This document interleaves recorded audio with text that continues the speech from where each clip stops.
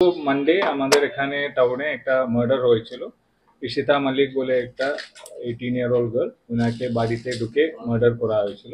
তো ওটাতে মেইন আসামি ছিল দেশরাজ সিং। দেওরিয়া বাড়ি, এখানে কাঁচরাপাড়ায় থাকতেন গত 6 বছর ধরে।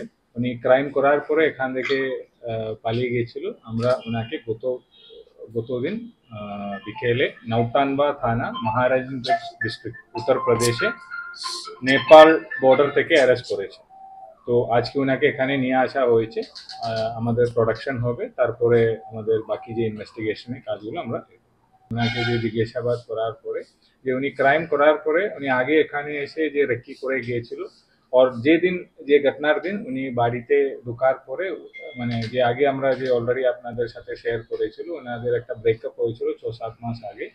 তো এই যে অ্যাকিউজ যে আছে, he was not accepting the rejection properly, and suspect করছি he was under the influence of some substance ইয়া something he must have taken.